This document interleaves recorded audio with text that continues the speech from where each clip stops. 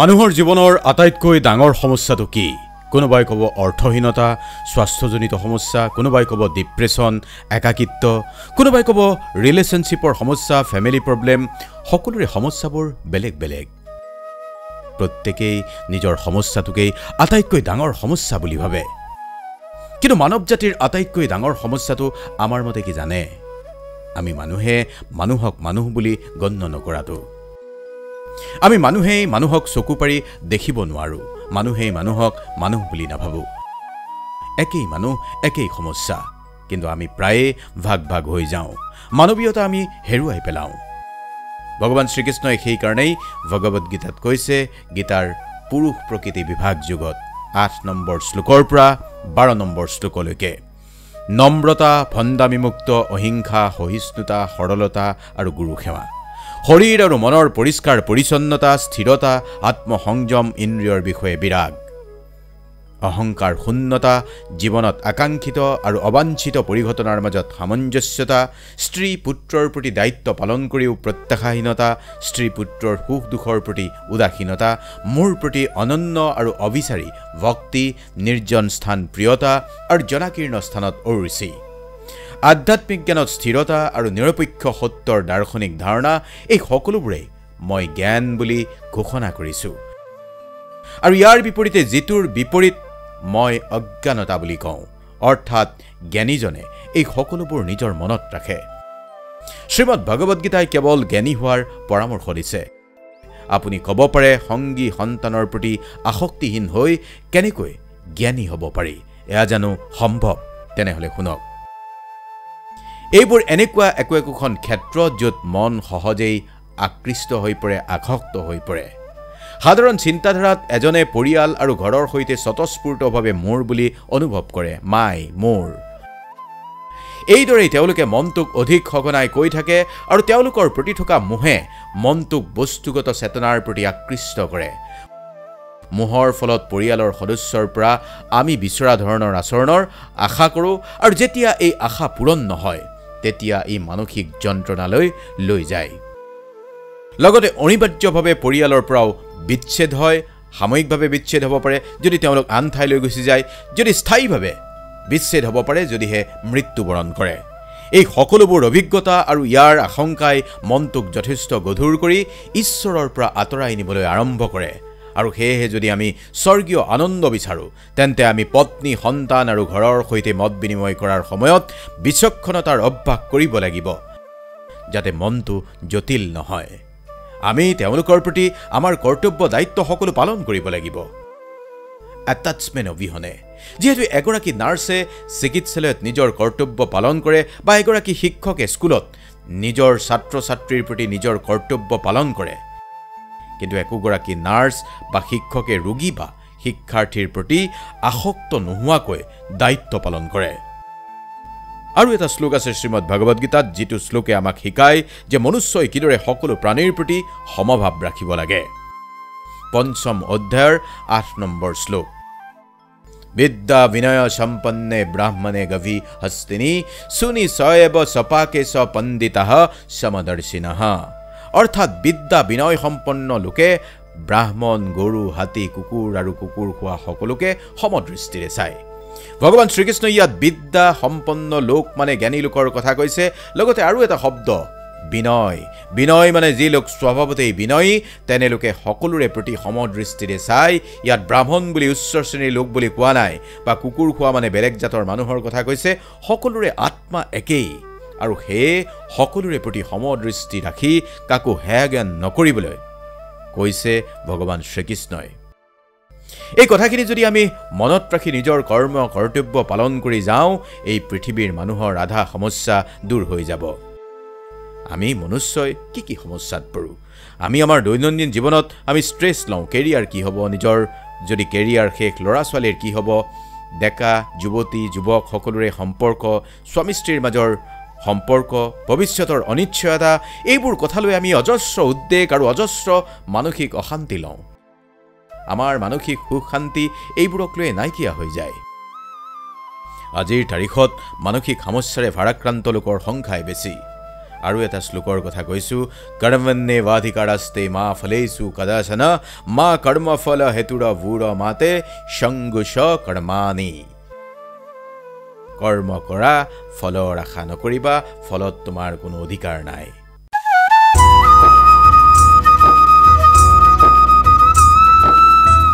ভগৱান শ্ৰীকৃষ্ণই এই কথা কৈ গৈছে, কিন্তু কেনেকৈ? আপোনাৰ মোৰ জীৱনত কৰ্ম প্ৰধান, কৰ্ম সম্পৰ্কে প্ৰথমটো শ্লোকত ভগৱান শ্ৰীকৃষ্ণই কুন্তীপুত্ৰ অৰ্জুনক কৈছে, হে কুন্তীপুত্ৰ, তোমাৰ একমাত্ৰ অধিকাৰ হৈছে নিজৰ কাম কৰা, কিন্তু ইয়াৰ ফলৰ ওপৰত তোমাৰ কোনো অধিকাৰ নাই। তোমাৰ কামৰ বাবে কি ফল দিব লাগিব সেয়া মোৰ ইচ্ছাৰ ওপৰত নিৰ্ভৰ কৰে। সেয়েহে যাৰ ওপৰত তোমাৰ কৰ্তৃত্ব নাই সেই বিষয়ে চিন্তা কৰাৰো কোনো প্ৰয়োজন নাই। গতিকে আপুনি এজন মনুষ্য হিচাপে কেৱল কাম কৰি যাওক, ফলৰ বিষয়ে চিন্তা নকৰিব।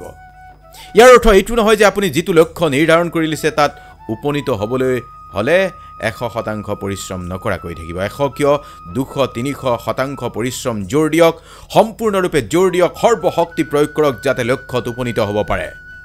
যদি নিষ্ঠাৰে সততাৰে কাম কৰাৰ পিছতো আপুনি লক্ষ্যত উপনীত হ'ব পৰা নাই, তেনেহ'লে মন বেয়া নকৰিব। ভগৱানে কৰ্ম পূৰ্ণোত্তমে কৰাৰ কথা কৈছে। ভালকৈ কাম কৰাৰ পিছত যি ফল আহিব তাক লৈ উল্লেখিত বা দুখী নহ'বলৈ মানা কৰিছে। অৰ্থাৎ কৰ্মত পূৰ্ণ অধিকাৰ আছে, কিন্তু কৰ্মৰ যিটো ফল ভালেই হওক বা বেয়া, তাত সুখ বা দুখ কৰিবলগীয়া একোৱেই নাই। ভগৱান শ্ৰীকৃষ্ণই কুৰুক্ষেত্ৰ যুদ্ধত অৰ্জুনক আৰু কৈছিল, জিকিলে ৰাজ্য প্ৰাপ্ত কৰিবা, মৰিলে স্বৰ্গ। কুৰুক্ষেত্ৰ যুদ্ধত অৰ্জুনক বুজাই কৈছিল ভগৱান শ্ৰীকৃষ্ণই। 2য় অধ্যায়ৰ 37 নম্বৰ শ্লোক। এইটো শ্লোকত ভগৱান শ্ৰীকৃষ্ণই অৰ্জুনক বুজাই দিছে যে আপুনি আপোনাৰ কাম কৰা উচিত। এই যুদ্ধত যদি যুঁজ দি থাকোঁতে অৰ্জুন শ্বহীদ হয় তেন্তে কামৰ ফলস্বৰূপে স্বৰ্গ পাব, আৰু যদি কৌৰৱৰ বিৰুদ্ধে এই যুদ্ধত জয়ী হয় তেন্তে তেওঁ এই পৃথিৱীত সুখ আৰু ৰাজ্য প্ৰাপ্ত কৰিব। গতিকে হে পাৰ্থ, উঠা আৰু সংকল্প লোৱা, নিজৰ সৰ্বশক্তিৰে যুঁজ দিয়া।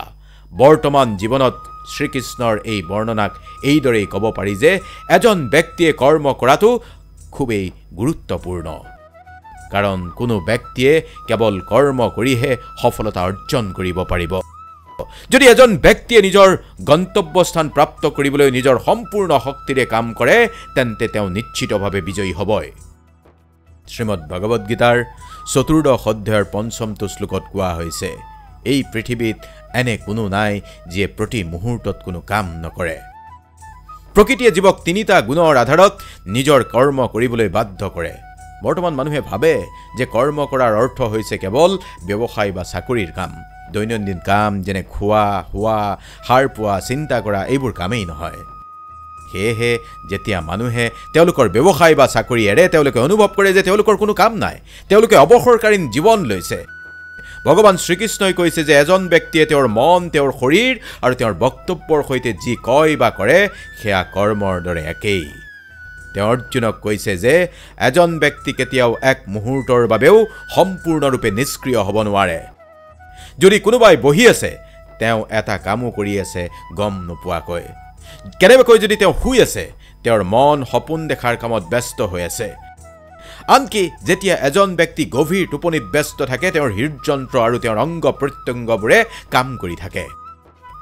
এই সকলোবোৰ বস্তুৰ পৰা এটা কথা স্পষ্ট যে মানুহ কেতিয়াও সম্পূৰ্ণৰূপে কৰ্মহীন, কাৰ্যহীন নহয়। তেওঁৰ বুদ্ধি, তেওঁৰ মন, তেওঁৰ শৰীৰে কাম কৰিবলৈ বাধ্য হয়। ভগৱান শ্ৰীকৃষ্ণই কৈছে এজন ব্যক্তিয়ে কৰ্ম আৰম্ভ নকৰাকৈ নিষ্ক্ৰিয় হ'ব নোৱাৰে, অথবা কোনো ব্যক্তিয়ে তেওঁৰ কৰ্ম ত্যাগ কৰি সফলতা অৰ্জন কৰিব নোৱাৰে। ইয়াৰ অৰ্থ হৈছে এজন ব্যক্তিয়ে তেওঁৰ কামৰ প্ৰতি উদাসীনতা দেখুৱালেও তেওঁ কৰ্মৰ প্ৰতিক্ৰিয়াৰ পৰা পৰিত্ৰাণ নাপায়। তেওঁ নিৰন্তৰ সেই কাৰ্যৰ ফল পোৱাৰ বিষয়ে চিন্তা কৰি আছে। এজন ব্যক্তিয়ে যি মানসিক কাম কৰি আছে সেয়াও কৰ্ম। প্ৰকৃত কৰ্মযোগী হৈছে সেইজনেই যি ফলৰ বিষয়ে চিন্তা নকৰাকৈ কাম কৰি থাকে। তেওঁ ইয়াৰ বাবে তেওঁৰ বৌদ্ধিক জ্ঞান বৃদ্ধি কৰিব লাগিব।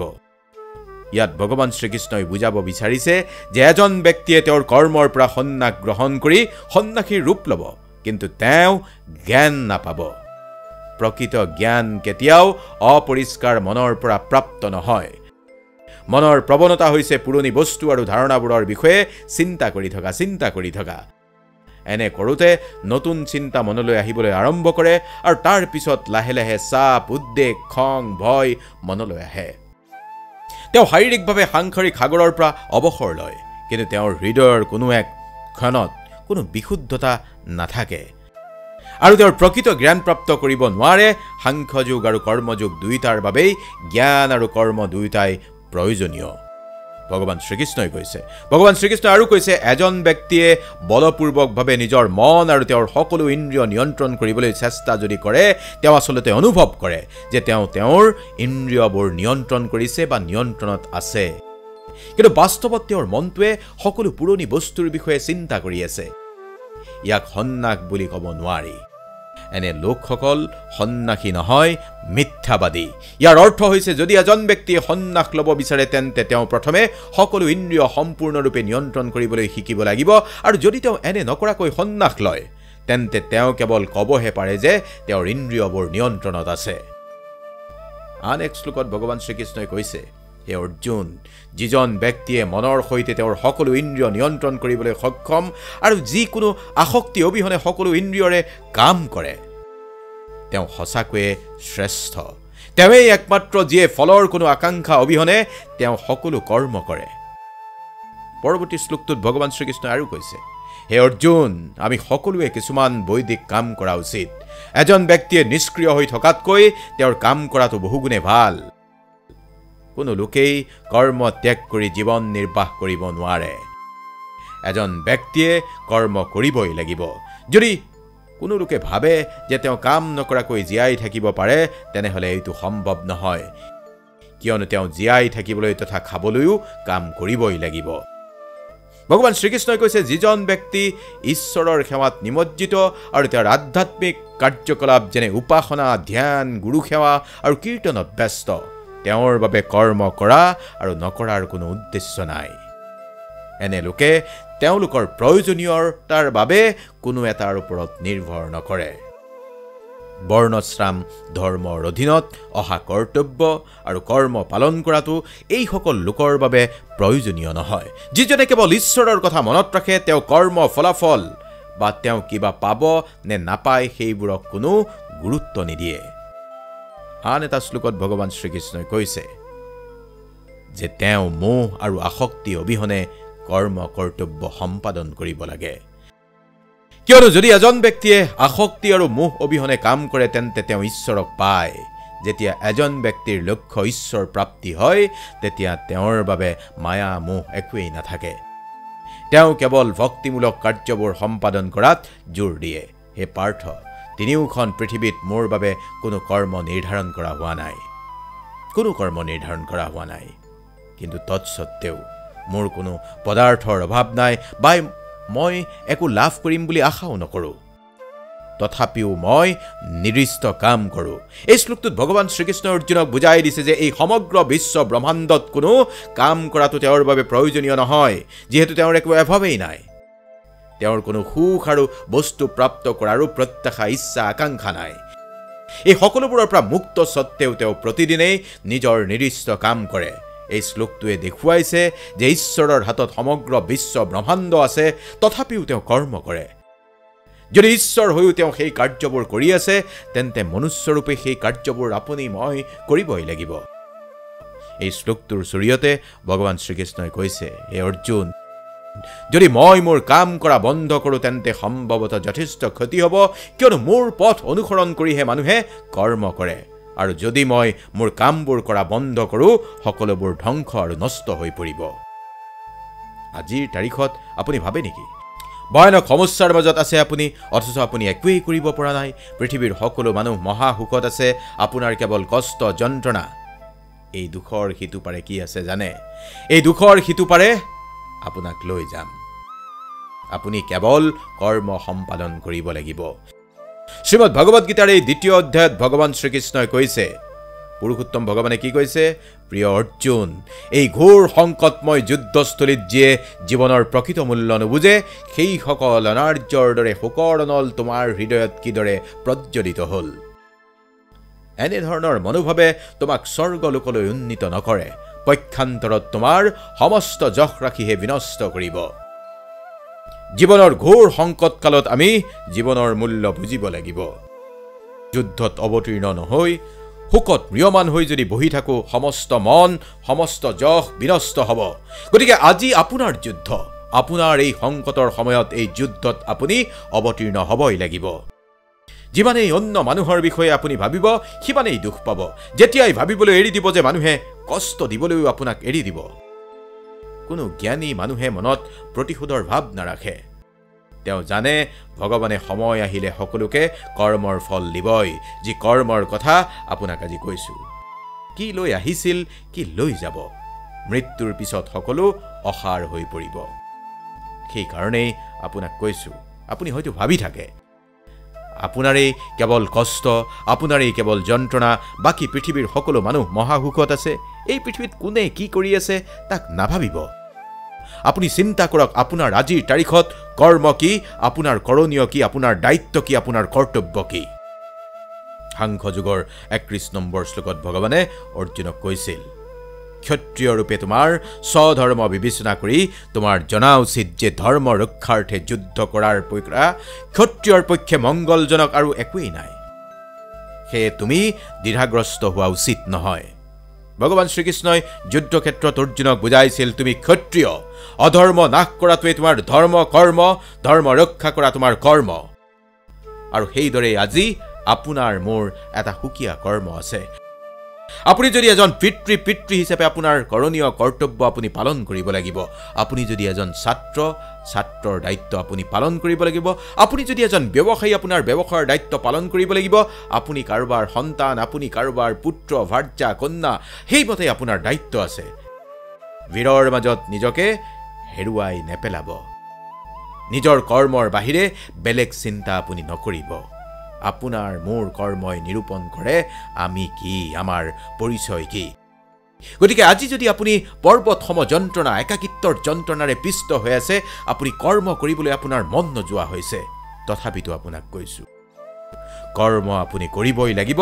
এনেকৈ অকলশৰীয়া হৈ বহি থাকি আপুনি জীৱনত আৰু আগুৱান হ'ব নোৱাৰে। এই দুৰ্যোগত ভগৱানে আপোনাক পথ দেখুৱাইছে। কিবা নহয় কিবা প্ৰকাৰে এই কথাৰ সৈতে আপোনাৰ সংযোগ ঘটাইছে। আপুনি বুজিছে, আপুনি শুনিছে, আপুনি মন দিছে, আৰু আপুনি এতিয়া কৰ্ম কৰিবই লাগিব। স্বয়ং ভগৱানে আৰু কৈছে, যি মানুহে নিজেই নিজৰ ৰক্ষা কৰিব নোৱাৰে, তেওঁৰ ৰক্ষা ভগৱানেও কৰিব নোৱাৰে। আজি আপোনাৰ সংযোগ হৈছে। আজি আপুনি আপোনাৰ আপোন সত্তাক ৰক্ষা কৰাৰ বাবে এই বাৰ্তা আপোনাক ভগৱানে দিছে। আজি আপুনি নিজক ৰক্ষা কৰাৰ নিমিত্তে যুদ্ধ কৰিব লাগিব। জীৱন যুদ্ধ। ভগৱান শ্ৰীকৃষ্ণ অৰ্জুনক কৈছিল, হে অৰ্জুন, তুমি প্ৰতিটো ক্ষণতেই মোক স্মৰণ কৰি থাকিবা আৰু সদায় মোক স্মৰণ কৰি যুদ্ধ কৰি যাবা। তেতিয়া ভগৱান শ্ৰীকৃষ্ণক অৰ্জুনে সুধিছিল, এই যুদ্ধটো কিছুদিন পিছত শেষ হৈ যাব, কিন্তু আপুনি সদায় যুদ্ধ কৰি থাকিবলৈ কয় আৰু আপোনাক স্মৰণ কৰি যুদ্ধ কৰিবলৈ কয়, ইয়াৰ অৰ্থই বা কি? তেতিয়া ভগৱানে অৰ্জুনক কৈছিল, এই জীৱনটোৱেই ৰণভূমি। এই জীৱনলৈ সুখ দুখ আহি থাকিব। তুমি এইবোৰৰ সৈতে সদায় মুখামুখি হ'ব লাগিব।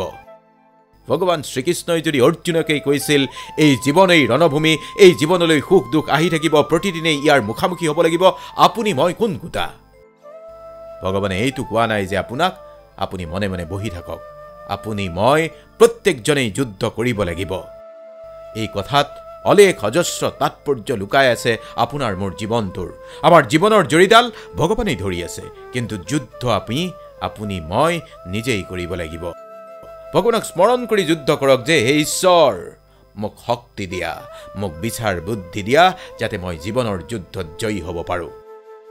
মই জীৱনত সঠিক পথেৰে যাতে আগবাঢ়িব পাৰোঁ, কিন্তু যুদ্ধ আপুনি নিজেই কৰিব লাগিব।